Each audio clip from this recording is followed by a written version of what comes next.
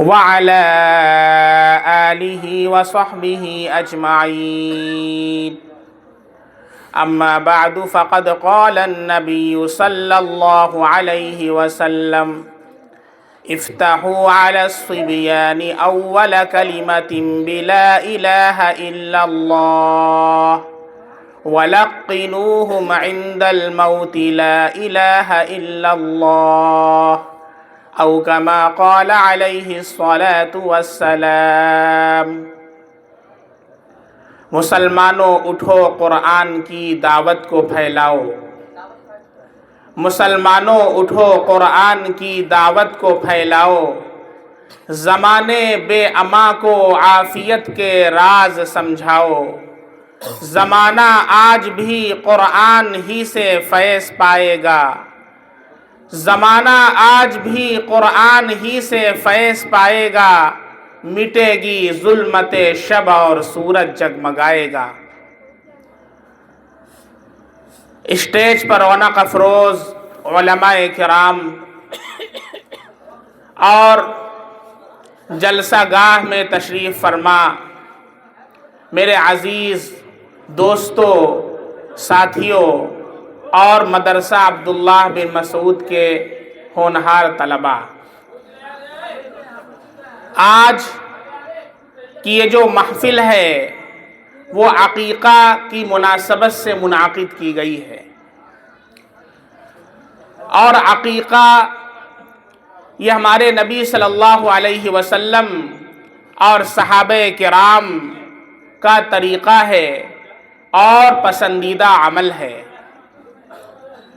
میں نے مناسب سمجھا ہے کہ آج چونکہ عقیقہ کی محفل ہے، اس لیے عقیقے کی مناسبت سے، نو مولود کی مناسبت سے مسلمانوں کی کیا ذمہ داریاں عائد ہوتی ہیں اس پر کچھ روشنی ڈال سکوں. میں نے جو حدیث پاک پڑھی ہے خطبے کے اندر، اس میں نبی کریم صلی اللہ علیہ وسلم ارشاد فرماتے ہیں: افتحوا علی الصبیان اول کلمۃ بلا الہ الا اللہ. جب بچہ تمہارا بولنا شروع کرے تو اسے لا الہ الا اللہ کہلواؤ. اس کی شروعات کس سے کرواؤ؟ لا الہ الا اللہ. آج ہمارا بچہ بولتا ہے تو پہلے ہم ابا ابا کہلواتے ہیں یا اماں کہلواتے ہیں، اور جب بچہ ابا کہتا ہے تو ہم لوگ بہت خوش ہوتے ہیں اور کہتے ہیں دیکھو ابا کہس. اماں کہتا ہے تو ویڈیو بنا کر کے اسٹیٹس پر لگاتے ہیں، دیکھو اماں کہس. لیکن کوئی ایسا بندہ نظر نہیں آتا جو اس بات کی فکر کرے کہ میرا بچہ پہلے اللہ کہنے والا بن جائے. ابا اماں بعد میں کہے، پہلے اللہ کہے. جب اللہ کہے گا تو ہمارے نبی صلی اللہ علیہ وسلم نے ارشاد فرمایا: لقنوہم عند الموت لا الہ الا اللہ. جب موت آئے تو بھی لا الہ الا اللہ کہے، اللہ درمیان کی خطاؤں کو معاف فرما دیں گے. اس لیے ہم سب آج سے عہد کریں انشاءاللہ کہ اپنے بچوں کو، جو چھوٹے بچے ہیں، جب بولنا شروع کریں گے تو انہیں کیا کہلوائیں گے؟ اللہ کہلوائیں گے. اور جب بچہ پیدا ہوتا ہے تو اس وقت اسلام میں روشن تعلیمات موجود ہیں کہ ہمیں بچے کے ساتھ کیا کرنا چاہیے. عام طور پر بہت سی خرافات اور رسومات نے جنم لے لیا ہے، اور اکثر مسلمانوں کے یہاں بہت سی رسمیں ہندوانہ رسم آ گئی ہیں. جو غیر مسلموں کے یہاں رائج ہیں وہ ہم اور آپ اپنے گھروں میں کرتے ہیں. جیسے چھٹی کی رسم ہے، ختنے کی رسم ہے، ختنے کی دعوت ہے، اور اس طرح کی بہت سی رسمیں. بچے کو امام جامہ باندھنا، ختنہ ہوتا ہے، اور دنیا بھر کی رسمیں کی جاتی ہیں. یہ ساری رسمیں غیر شرعی رسمیں ہیں جن کا اسلام سے، شریعت سے کوئی تعلق نہیں ہے. شریعت نے کیا بتلایا ہے؟ ہمیں اور آپ کو وہ کرنا ہے. چنانچہ شریعت میں یہ ہے کہ جب بچہ پیدا ہو تو تو سب سے پہلے اسے پاک صاف کر کے نہلا دھلا کر کپڑا پہنا کر کے سب سے پہلے اس کے دائیں کان میں اذان دی جائے اور بائیں کان میں اقامت کہی جائے۔ جتنی جلدی ہو سکے یہ کام کر لینا چاہیے، اس لیے کہ جب بچے کے دل پر اللہ کا نام پکارا جاتا ہے تو پھر وہ ہمیشہ اللہ اللہ کہتا ہے۔ اور آج کل بہت سی ویڈیوز آئی، دیکھا گیا کہ بعض شرپسند عناصر کی طرف سے ہاسپٹلز میں یہ نظم کیا جاتا ہے کہ جب بچہ پیدا ہو تو پہلے اس کے کان میں شیطان کا نام کہہ دیا جائے۔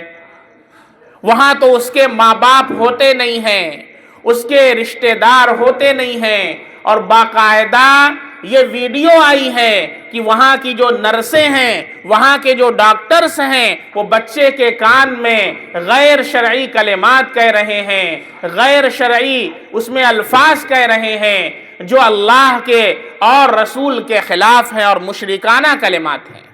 اب یہ بتائیں کہ بچے پر کیا اثر پڑے گا؟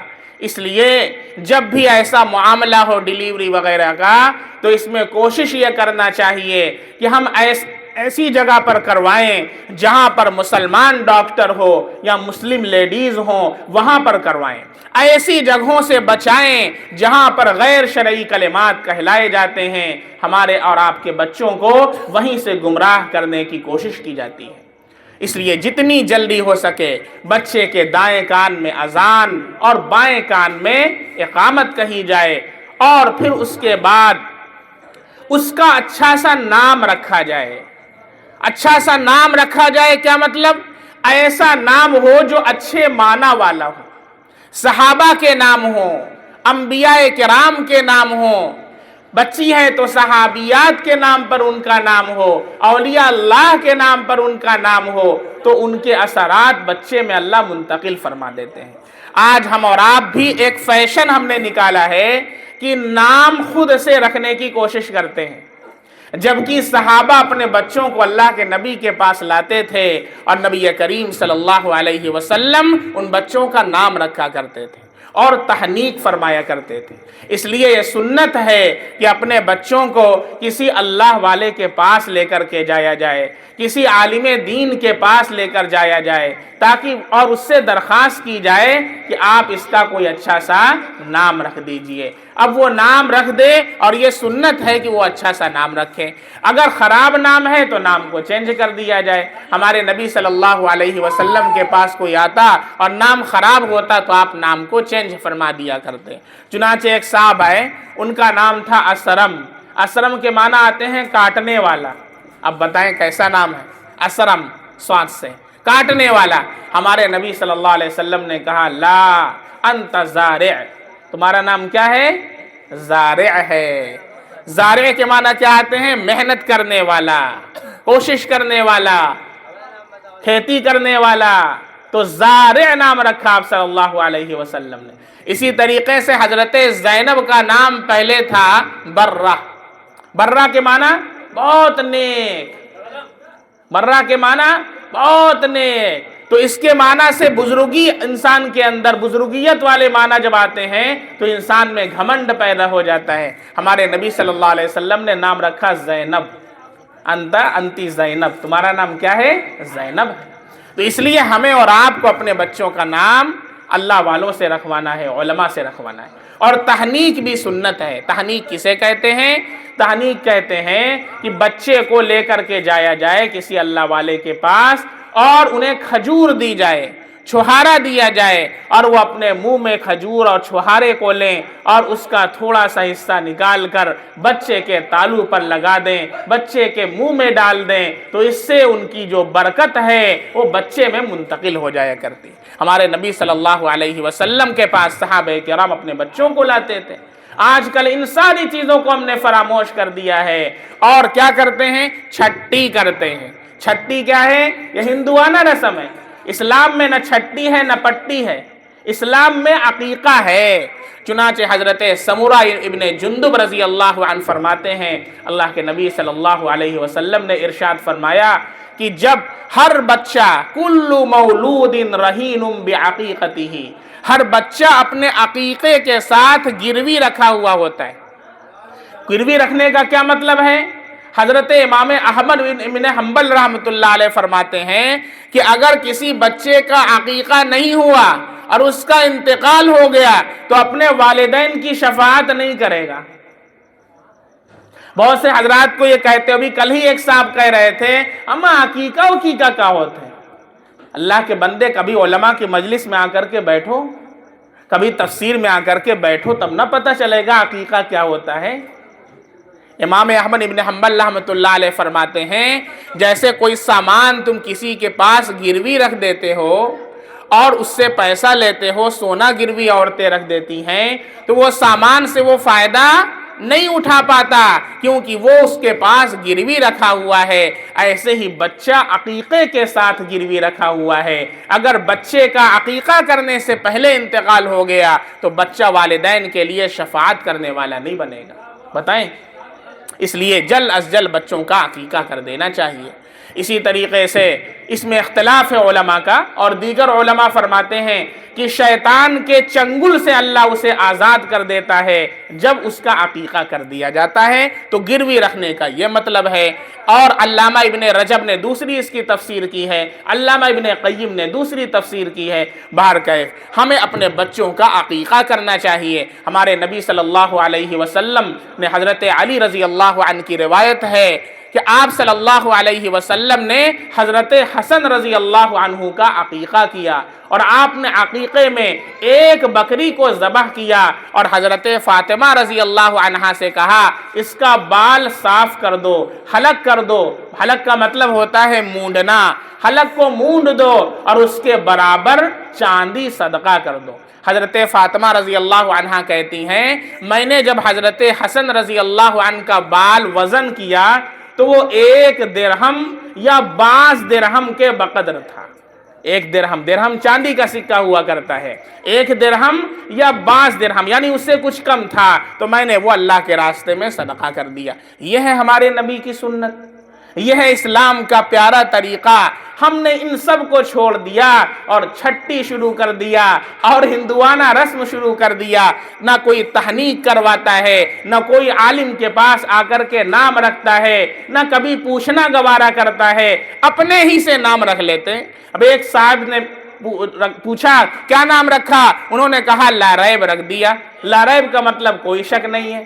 ایک صاحب نے اس کا نام رکھا فَبِأَيِّ آلَاءِ رَبِّكُمَا تُكَذِّبَانِ، کہنے لے بہت اچھا لگ رہا تھا، میں نے یہ اٹھا کر کے نام رکھ دیا۔ ارے فَبِأَيِّ آلَاءِ رَبِّكُمَا تُكَذِّبَانِ کا مطلب ہے اے جنات اور انسان، تم اپنے رب کی کن کن نعمتوں کو جھٹلاؤ گے؟ میرے بھائی، قرآن نام کی کتاب نہیں ہے۔ پھر فرعون بھی اپنے بچے کا نام رکھو، کیونکہ فرعون بھی قرآن میں آیا ہے، کہتے ہیں قرآن کے اندر آیا ہے۔ تو قرآن کوئی نام کی کتاب نہیں ہے، قرآن میں تو فرعون کا بھی تذکرہ ہے، قرآن میں تو ابو لہب کا بھی تذکرہ ہے، پھر اپنے بچے کا نام ابو لہب رکھ دو۔ اس لیے علماء سے پوچھ کر کے نام رکھنا ہے، اپنے بچوں کی تحنیک کرنا ہے۔ اور اللہ کے نبی نے فرمایا 7ویں دن یذبح عنہ یوم سابعہ، 7ویں دن اس کا عقیقہ کیا جائے، 7ویں دن اس کا عقیقہ کیا جائے۔ اور فرمایا وَيُحْلَقُ رَأْسُهُ، اس کے سر کو مونڈ دیا جائے، وَيُسَمَّى، اور اس کا نام رکھ دیا جائے۔ چنانچہ 7ویں دن علماء کہتے ہیں کہ عقیقہ کرنا سنت ہے۔ اگر 7ویں دن کوئی نہ کر سکے تو 14ویں دن کر لے، اگر 14ویں دن نہ کر سکے تو 21ویں دن کر لے، اور پھر اس کے بعد جب بھی کرے اگر 21ویں دن بھی نہ کر سکے تو اس کا خیال رکھے کہ بچہ جس دن پیدا ہوا ہے اس کے 1 دن پہلے عقیقہ کرے۔ جیسے جمعرات کو پیدا ہوا ہے، اب اس کے بعد جب بھی کرے تو بدھ کو کرے۔ یہ مستحب ہے، لازم فرض واجب نہیں ہے، بہتر۔ اگر کسی اور دن کر دیا تو عقیقہ ہو جائے گا، لیکن بہتر یہ ہے کہ 7ویں دن کا لحاظ رکھے، چونکہ حدیث میں سابع کا لفظ آیا ہے، 7واں دن، اس کا لحاظ رکھا جائے، یہ سنت ہے۔ اس لیے عقیقہ کرنا چاہیے، عقیقہ کرنا سنت ہے۔ بچے کی طرف سے 2 بکرا اور بچی کی طرف سے 1۔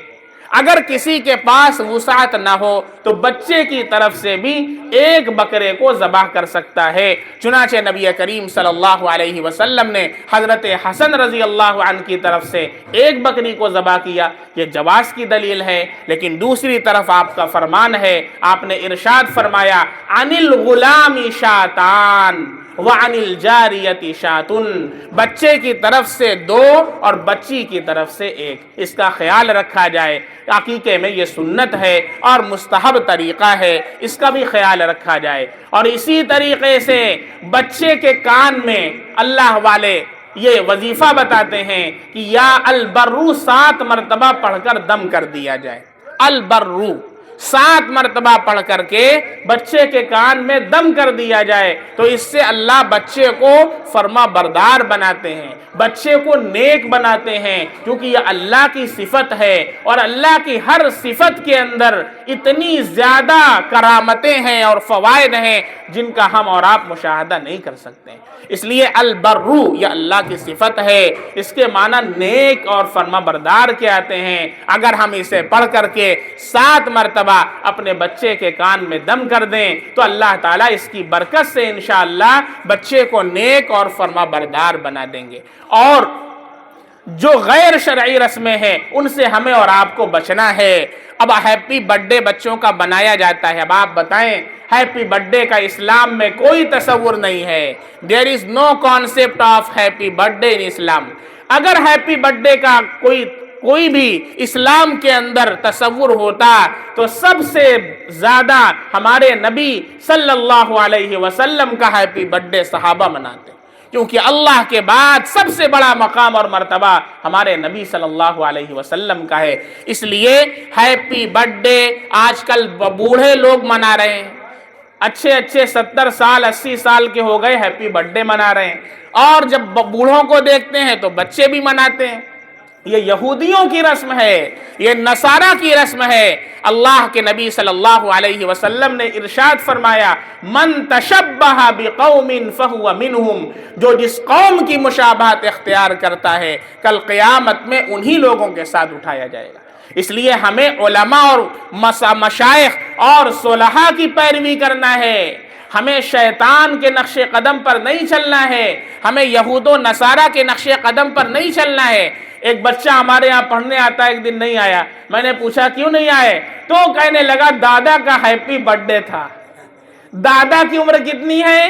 70 سے اوپر، دادا ہیپی برتھ ڈے منا رہے ہیں۔ اب آپ بتائیں اگر دادا ہیپی برتھ ڈے منا رہے تو بچہ کیوں نہیں منائے گا؟ بچے سے ہیپی برتھ ڈے منواتے ہیں، کہتے ہیں کیا کریں، کچھ نیا چاہیے کرنے کو۔ ارے نیا چاہیے کرنے کو آپ اپنے یہاں قرآن کی محفل سجائیں، آپ اپنے یہاں بیانات کروائیں، اور بچے کو قرآن گفٹ کریں، ہدیہ کریں، اور فقراء کو غرباء کو کھانا کھلائیں۔ یہ کیا طریقہ ہے کہ بیٹھ کر کے کیک کاٹ رہے ہیں؟ دن کی تعیین نہ کریں، ایک دن آگے کر دیں ایک دن پیچھے کر دیں۔ جیسے شب برات کا حلوہ ہے، بنانا فرض عین ہے، نہیں بنایا تو آسمان ٹوٹ جائے گا۔ کہنے لگے کیا کریں، انہوں نے کہا کیا کریں، بنا لیجئے، ایک دن پہلے بنا لیجئے، ایک دن بعد میں بنا لیجئے۔ اسلام میں کسی چیز کو اپنی طرف سے خاص کر لینا، کوئی دن اپنی طرف سے مقرر کر لینا، آج کے دن یہ کام کریں گے نہیں تو بوال ہو جائے گا، اسی کو بدعت کہتے ہیں۔ جس چیز کو اللہ کے نبی نے خاص نہیں کیا ہے۔ اب اسلام کے اندر نہ تو 11ویں ہے، نہ تو 13ویں ہے، نہ کوئی تیجا ہے، نہ کوئی 10واں ہے، نہ کوئی 40واں ہے۔ قرآن کریم روزانہ پڑھیے، روزانہ پڑھ کر کے بخشیے۔ اب ہم لوگوں نے ایک کسٹم یہ بنا لیا ہے، 40واں دن ہوگا، ارے بھائی سب لوگ جمع ہو جاؤ، کیا کرنا ہے؟ ارے انتقال ہوا تھا، بیٹھ کر کے قرآن کریم کوئی پڑھے گا اور کوئی قرآن کریم بھی نہیں پڑھے گا، صرف آئے گا اور محفل میں ٹہلے گا، کھانا کھائے گا، نکل جائے گا، اور بقیہ اس کے دن اور بقیہ ایام میں کون یاد کرے گا؟ ارے روزانہ پڑھ کر کے اپنے مردوں کو ایصال ثواب کرو، روزانہ پڑھ کر کے ان کو بخشو۔ یہ قرآن زندوں کی کتاب ہے، یہ مردوں کی کتاب نہیں ہے۔ آج ہم نے قرآن کو مردوں کی کتاب بنا دیا۔ کوئی مرتا ہے بھائی پارا لے کر کے آؤ مسجد سے۔ آج میں آپ کو بتاؤں، ابھی 3 ہفتہ پہلے حافظ سید صاحب کا فون آیا یتیم خانے سے، کہنے لگے کہ مفتی صاحب کم سے کم 100 سے 200 قرآن اور پارے ہمارے یہاں ہیں جو دیمک کھا رہے ہیں، جن کے اندر بکڑی لگ گئی ہے، وہ قرآن سڑ رہا ہے، کوئی پڑھنے والا نہیں ہے۔ میں سمجھا کر تھک گیا ہوں، لانے والوں کو کہتا ہوں اللہ کے بندے کوئی پڑھنے والا نہیں ہے، لیکن نہیں سنتے، کسی کی نہیں سنتے۔ اس لیے اللہ سے ایک دعا کیا کیجئے، بہت چھوٹی سی دعا ہے، اپنی دعاؤں میں شامل کر لیجئے۔ اے اللہ مال بھی عطا فرما، مال کا صحیح استعمال بھی عطا فرما۔ مال تو اللہ نے دیا ہے، لیکن مال کا صحیح استعمال نہیں ہے، تو اسی مال کو پھلجھڑی چھڑا کر کے نکاح کے بعد برباد کر رہا ہے، اسی مال سے وہ چرخی جلا رہا ہے، اسی مال سے وہ بم بلا رہا ہے، اسی مال سے فضول خرچی کر رہا ہے، وہی مال تیرے لیے جہنم کا ایندھن بن جائے گا۔ اگر اللہ نے مال دیا ہے تو مال کا صحیح استعمال کیجئے۔ صحیح استعمال کیا ہے؟ قرآن کریم آپ رکھ رہے ہیں، کوئی پڑھنے والا نہیں، ہر مسجد کا یہ حال ہے۔ مدرسے کے اندر اتنے بچے پڑھتے ہیں، کتنے یتیم بچے پڑھنے والے ہیں جن کی کوئی کفالت کرنے والا نہیں۔ آپ کو نہیں معلوم، میں پڑھا ہوں، میں جانتا ہوں۔ جو مدرسے میں پڑھا آپ اس سے جا کر کے پوچھئے، پہننے کے لیے چپل نہیں ہے، موزہ نہیں ہے، انر نہیں ہے، ٹھنڈی میں بچہ ٹھٹر رہا ہے، کوئی اللہ کا بندہ جا کر کے نہیں پوچھنے والا ہے اے میرے بچے میں تیرا باپ ہوں، تیرے باپ نہیں ہے، میں تیرا باپ ہوں، یہ لے انر، یہ تو پہنا کر، کوئی ضرورت ہو مجھے بتانا، خدا کی قسم قرآن رکھنے سے زیادہ آپ کو ثواب ملے گا۔ لیکن پوچھئے تب نا، علماء کے پاس آئیں تب نا، تفسیر میں بیٹھیں تب نا۔ جب آپ آئیں گے پوچھیں گے کہاں خرچ کریں، ایک بچے کی کفالت کیجئے۔ آپ اللہ نے آپ کو بچہ نہیں دیا ہے، آپ ایک یتیم بچے کی کفالت کیجئے اور اس کو آپ اپنے پیسوں سے حافظ قرآن بنائیے، اور وہ آپ کے لیے قیامت کے دن شفاعت کرنے والا بنے گا۔ کیوں نہیں کرتے آپ یہ کام؟ قرآن رکھتے ہیں، روزانہ ہمارے پاس فون آتا ہے، وہ قرآن رکھنا ہے مفتی صاحب، قرآن رکھنا ہے، وہ قرآن رکھوا دیجئے۔ میں نے کہا قرآن رکھنا ہے، قرآن تو ہر مسجد میں رکھا ہوا ہے، اس سے بہتر میں کہیں تو مصرف بتا دوں۔ نہیں قرآن رکھنا ہے، ماننے کے لیے تیار نہیں، کیسے سمجھایا جائے؟ حافظ سید صاحب نے کہا سینکڑوں قرآن سڑ رہے ہیں، دیمک لگ رہے ہیں، لوگوں کو سمجھا کر تھک گیا ہوں، لیکن کوئی سمجھنے والا نہیں ہے۔ قرآن پر قرآن رکھتے جا رہے ہیں، پارے پر پارے رکھتے جا رہے ہیں، قرآن میں دیمک لگ رہا ہے، پاروں میں دیمک لگ رہا ہے، کوئی ماننے کے لیے تیار نہیں ہے، نہ کوئی سمجھنے کے لیے تیار ہے۔ میرے بھائی یہ قرآن مردوں کی کتاب نہیں ہے، یہ قرآن زندوں کی کتاب ہے۔ حضرت شیخ الہند رحمت اللہ علیہ جب مالٹا کے جیل سے واپس آئے، حضرت کو 3 سال کالا پانی کی سزا دی گئی۔ یہ حضرت شیخ الہند رحمت اللہ علیہ ہیں جنہوں نے جنگ آزادی کا کردار، ہیرو کا کردار ادا کیا تھا۔ آج لوگ مہاتما گاندھی کا نام تو جانتے ہیں، آج لوگ سبھاش چندر بوس کا نام تو جانتے ہیں، آج لوگ چندر شیخر آزاد کا نام تو جانتے ہیں، لیکن جو ان کا باپ تھا، جنہوں نے ان کو مہاتما گاندھی بنایا، جنہوں نے تحریک ریشمی رومال ایجاد کیا، جنہوں نے آزادی کا سور پھونکا، ان علماء کے نام نہ ہمیں یاد ہے نہ ہمارے بچوں کو یاد ہے۔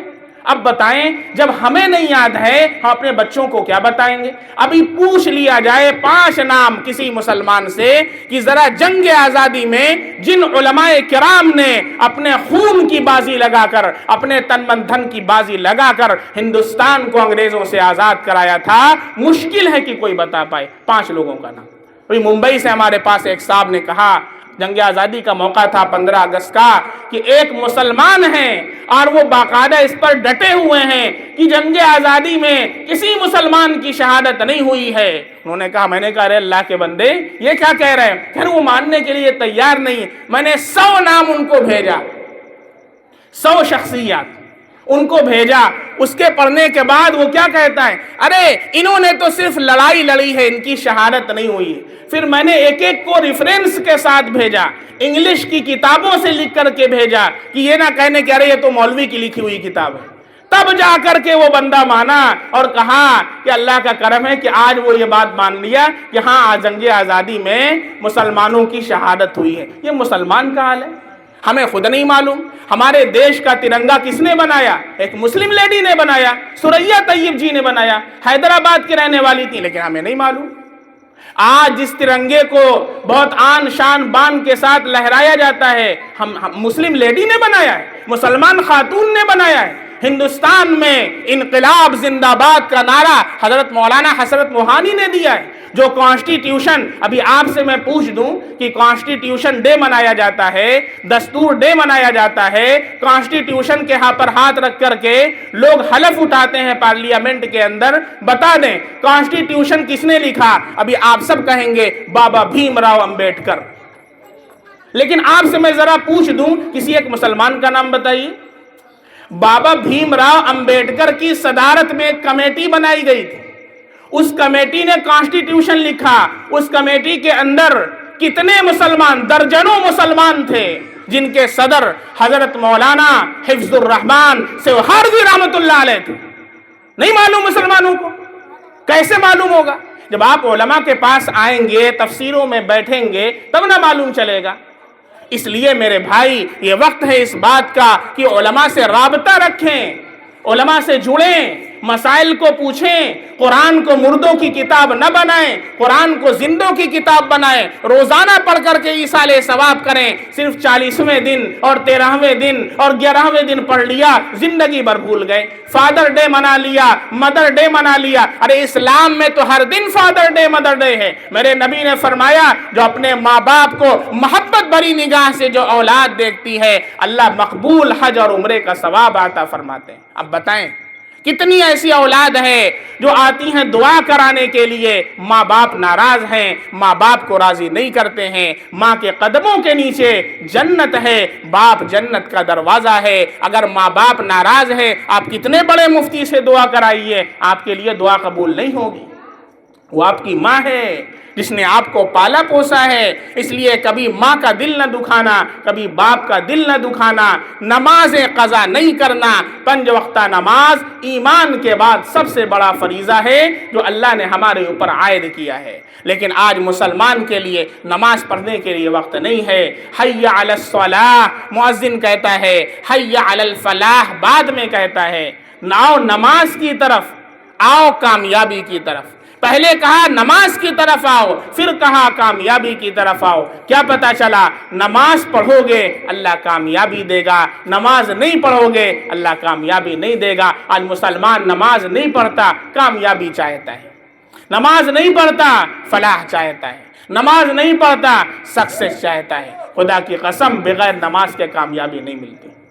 اس لیے نیت کر لو 10 منٹ 15 منٹ نماز کے لیے لگتا ہے۔ ایک ادنا سی مثال ہے، ایک آدمی کسی دکان پر کام کرتا ہے، 5000 روپیہ ملتا ہے، 10,000 روپیہ ملتا ہے، 15,000 روپیہ ملتا ہے، لیکن وہ آقا کی بات کو سنتا ہے، کہتا ہے پانی لاؤ، پانی لاتا ہے، آقا کہتا ہے کھانا لاؤ، کھانا لاتا ہے، آقا کہتا ہے بیٹھ جاؤ، بیٹھ جاتا ہے، مالک کہتا ہے کھڑے ہو جاؤ، کھڑے ہو جاتا ہے۔ کیوں؟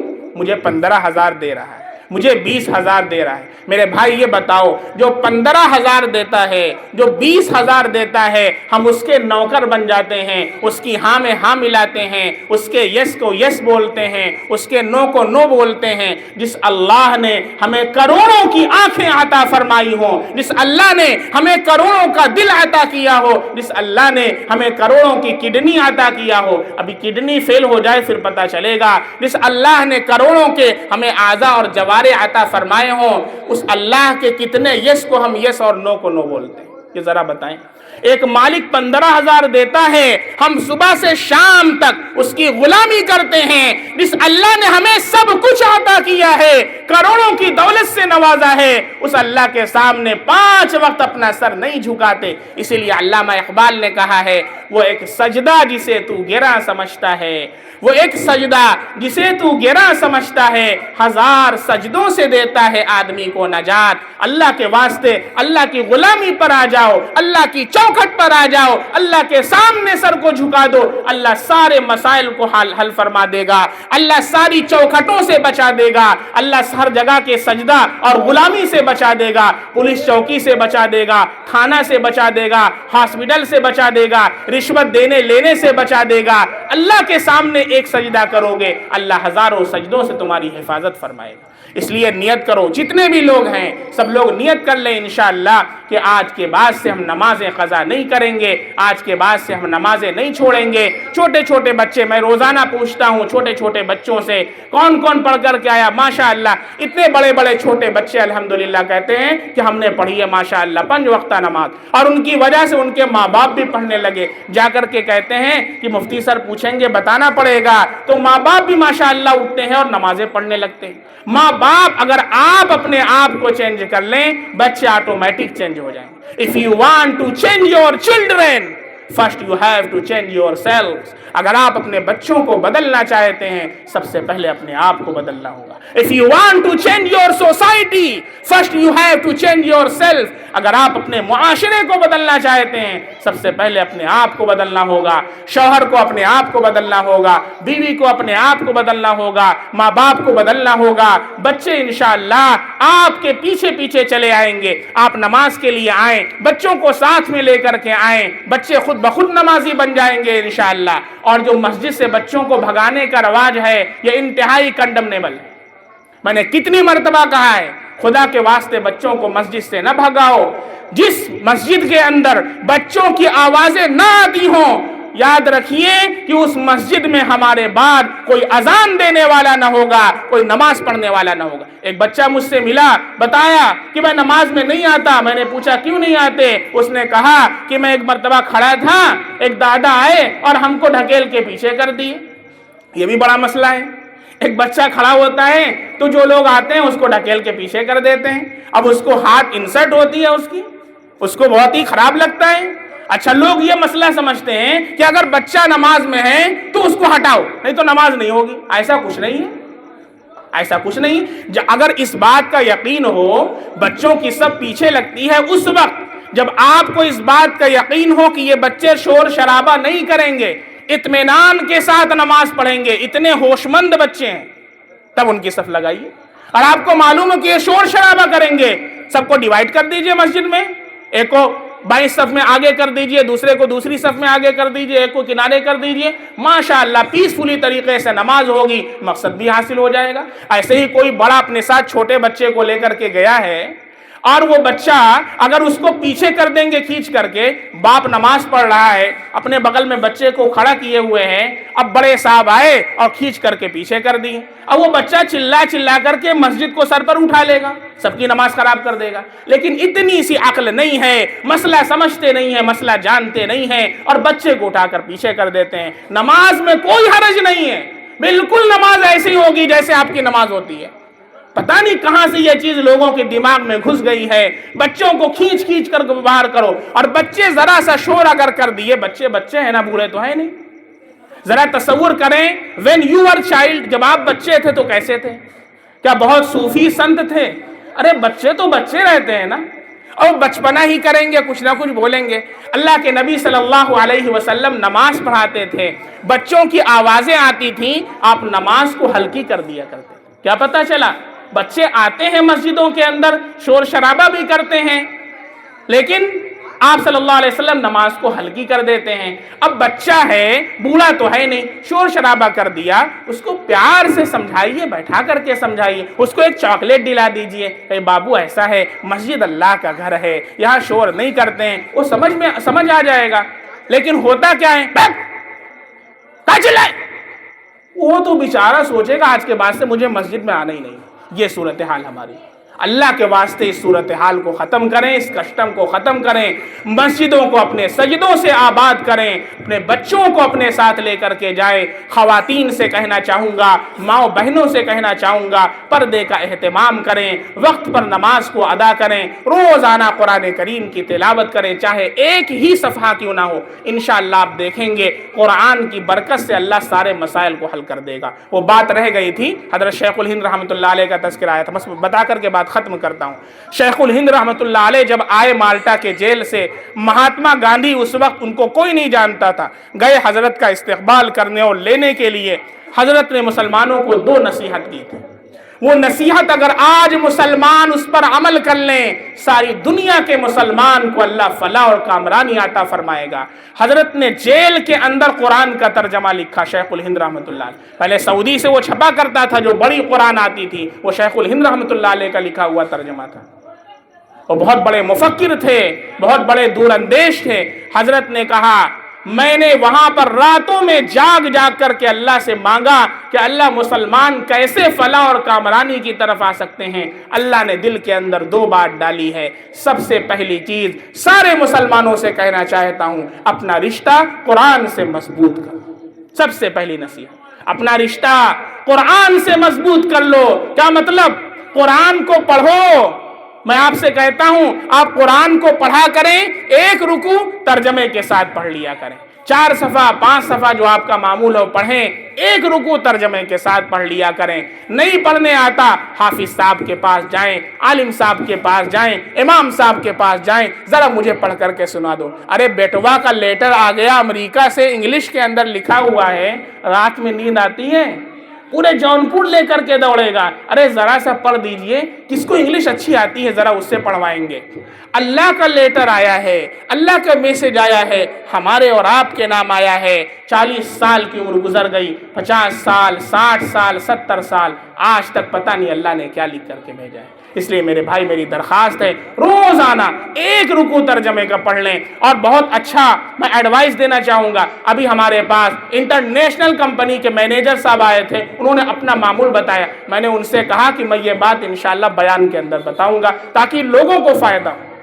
انہوں نے کہا کہ لکھنؤ سے، میں جونپور سے لکھنؤ مہینے میں 20 مرتبہ جانا ہوتا ہے، تو میں نے کیا کیا، اپنا معمول بنایا ہے کہ جیسے ہی کراسنگ سے، ریلوے کراسنگ سے کراس کرتا ہوں، میں فوراً قرآن کریم کا ترجمہ لگا دیتا ہوں، اور لکھنؤ پہنچتے پہنچتے پہلے آیت پڑھی جاتی ہے، پھر اس کا ترجمہ کیا جاتا ہے، میرے 2 پارے مکمل ہو جاتے ہیں الحمدللہ۔ اس طرح 1 مہینے میں بآسانی میرا 2 سے 3 قرآن مکمل ہو جاتا ہے۔ ہم اور آپ کیا کرتے ہیں، یا تو چھیاں لگا دیں گے، یا تو ٹھوٹھو لگا دیں گے، یا چھم چھم لگا دیں گے۔ اللہ کے بندو کیا فائدہ اس سے؟ قرآن کا ترجمہ کیوں نہیں لگاتے؟ انشاءاللہ لگاؤ گے، قرآن سنو گے، اللہ تمہارے دل کی دنیا کو آباد کر دے گا۔ کہنے لگے میں جاہل ہوں مفتی صاحب، آپ کہیں سے پڑھیں، میں آپ کو بتا دوں گا کس پارے کی آیت ہے۔ وہ بندہ کہہ رہا ہے، آپ یہ نہ سمجھیں کہ بندہ دنیا میں رہتے ہوئے دین حاصل نہیں کر سکتا، جو بندہ دل سے چاہے اللہ اسے عطا کرتا ہے۔ اس لیے نیت کرو انشاءاللہ قرآن سے اپنا رشتہ استوار کریں گے، قرآن کو پڑھیں گے، صحیح پڑھنا سیکھیں گے، اس پر عمل کریں گے، اس کے پیغام کو پورے عالم کے اندر پہنچائیں گے۔ اور دوسری نصیحت شیخ الہند رحمۃ اللہ علیہ نے فرمائی، آپس کے اختلاف کو، آپس کے انتشار کو، آپس کی عداوتوں کو، آپس کی نفرتوں کو ختم کر کے اتحاد پیدا کر لو۔ مسلمانوں ایک ہو جاؤ اور اپنے اندر اتحاد پیدا کر لو۔ اللہ رب العزت اگر یہ 2 نصیحتوں پر تم عمل کرو گے، اللہ پوری دنیا پر تمہاری حکمرانی عطا فرمائیں گے۔ اللہ سے دعا ہے اللہ رب العزت ہم سب کا رشتہ قرآن سے استوار فرما دے، اور ہم سب میں اتحاد اور اتفاق پیدا فرما دے۔ اختلاف انتشار سے اللہ پوری امت کی حفاظت فرما دے۔ آمین وآخر دعوانا ان الحمد للہ رب العالمین۔ دعا کریں۔ اللہم لک الحمد کلہ ولک الشکر کلہ۔